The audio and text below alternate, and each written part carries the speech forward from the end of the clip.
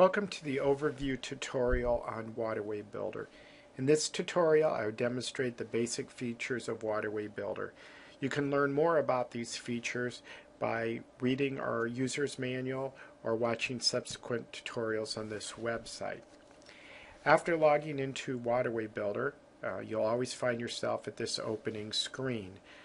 With all Agrarian planning tools, again, remember that your toolbar for WaterwayBuilder is on the left-hand side, and then towards the middle of the screen is your aerial view for doing all of your work. Upon opening the screen, the first thing you need to do, of course, is zoom to your area of interest. Again, I usually find it easiest if I go up to the blue bar, click on Zoom to Legal Description, put in my section, township, and range, and then click Search, and it will zoom me into that section. Once I get to that section, then of course I can turn on my aerial imagery, and then probably I will want to turn on my contour line at that point in time also. And you'll see orthophotography overlaid with 2-foot contour lines that will appear on your screen. And so in this example, I want to build a waterway kind of down in the corner of my section here. So I'm going to zoom in a little bit more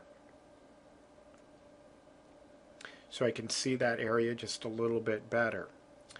Once I get zoomed into my area of interest, then the first step that I will always do with WaterwayBuilder is draw my primary waterway. So I'm going to click on my icon of Draw Primary Waterway. I'm going to start on the outlet where I want my waterway to begin, and I will draw upstream. So remember to draw upstream, start at your outlet, and draw upstream to where you want your waterway to end. Once my waterway is drawn in, it's going to give me allow me to label it. Of course, if I'm doing multiple waterways, I don't want them all labeled the same, but in this case I'm going to label it Waterway A, and I'm going to say okay, let's label it A. Once I have my waterway drawn in, my next step then is to draw in any split reaches. In order to do that, though, I might want to look at my profile view and look at my cross-section view.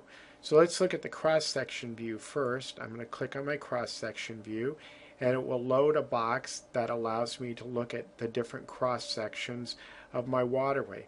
I can look at those cross-sections in interval stations of 10, 25, 50, and 100 feet.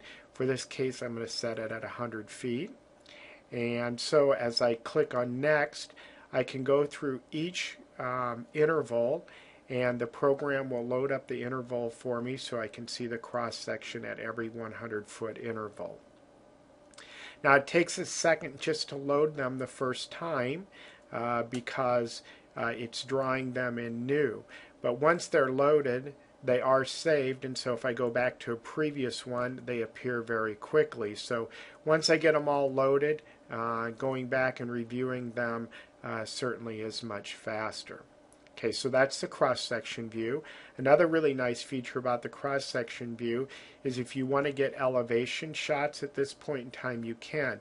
Each one of these little dots represents 10 foot from the center line, and so you can see the box, kind of the black box in the lower right-hand side of the graph. As you click on each one of these dots, it does give you the elevation of each one of those dots, and so you can look at those and get a good feel for how your waterway cross sections really look. Okay, I'm going to close down the cross section. The next thing I can look at is the profile view. So as we load up the profile view, again, this is going to start at one end of the waterway, and it's going to map out the center line to the other end of the waterway. I can split my reaches by clicking on Split Reach, and I can make then the determination of where I want to split my reach, and simply by clicking on that dot and then saying yes, I confirm the reach, it will add in a split reach, and the straight line will be drawn, pulled down to indicate that I've split my reach.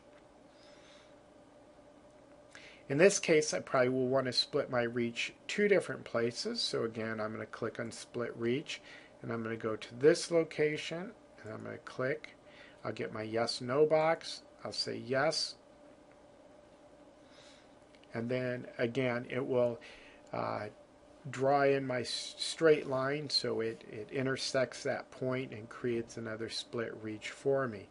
Now another nice thing is I can change my anchor point. Any of these split reach points, from the first to the two middle ones to the end one, I can change the elevation of those by clicking on anchor. When I click on anchor, I'm going to go to the site that I want to change the elevation on, and it will turn kind of magenta or purple for that dot. When I click on it, then it will tell me, okay, the elevation now is at 1,387.4 feet in elevation. What would you like to change that anchor point to? And I can either plus or minus to get to where I want to go, or simply can overtype if I want. So if I want to change this one by a foot, I can change it to 1,388.4 instead of 1,387.4. Click OK, and this point will automatically move for me. So you can see how you can change your anchor points, and so if you've got a cut that you want to come above the cut or the gully head, you certainly can do that. You don't have to put your outlet point right in the bottom of the gully. All right, so that shows you the profile view and putting in split reaches and anchors. So I'm going to close out that view. Now, there's some really nice functions. I can click on my show stations, and it'll have a pop-up box, and it will tell me each reach how long the reach is. So I can kind of determine the different reach lengths. The next step would be to draw the watershed. So I can click on Draw Watershed. And the nice thing about this for the Waterway Builder is that when I click on Watershed, my watershed button clicks to the outlet of the waterway, and I can simply start around my watershed. In this case, I'm going to say that the terrace area does not contribute to my watershed, so I'm going to draw at the terrace line, and I'm going to take that watershed out.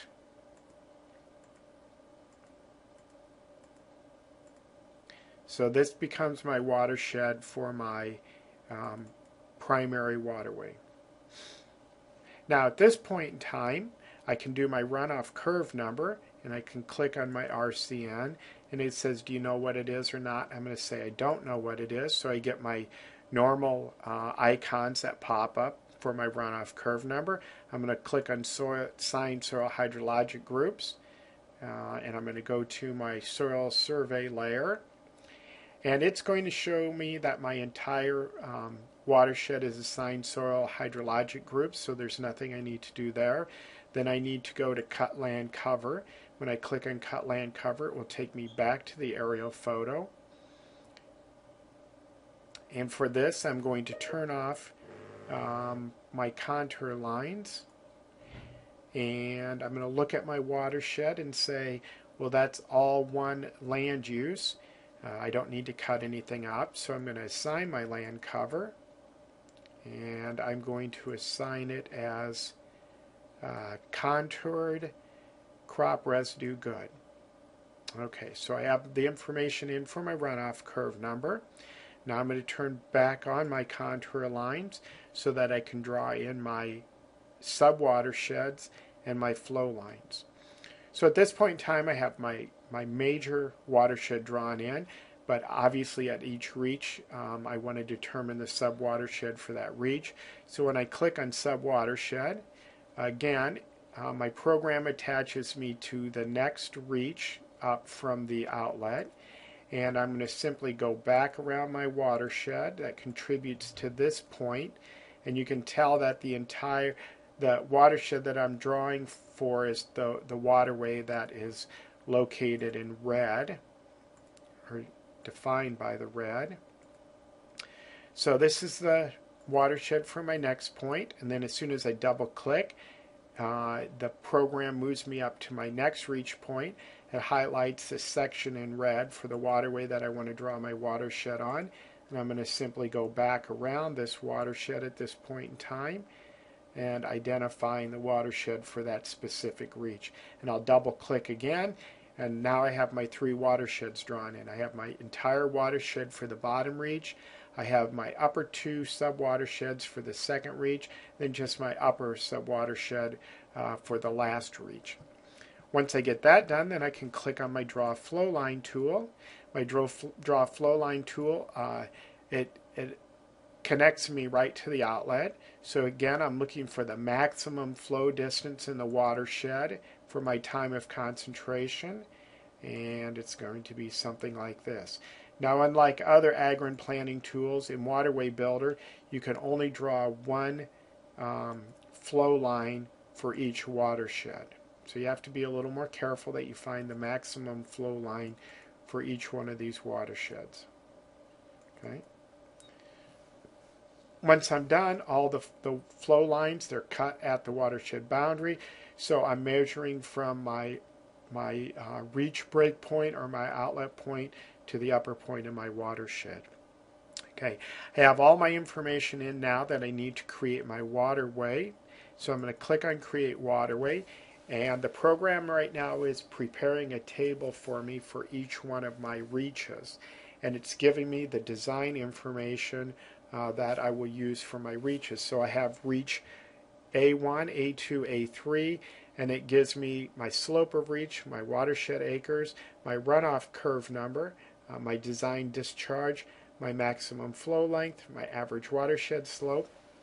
And the other thing that's nice is that it's always set for a Q10. However, if I want to use my upper watershed for a Q2, I can simply click on my drop-down box, assign that as a Q2. Say I want to put the middle reach as a Q5, I can use my drop-down box again to put the Q5 in, and I'll leave the bottom section as a Q10. Then when I click on Update, watch the design discharge of the CFS, and you'll see that it recalculates it based on the different storm frequency for my design discharge. And so as we update those numbers, it's important to realize that WaterwayBuilder is only designed to this point.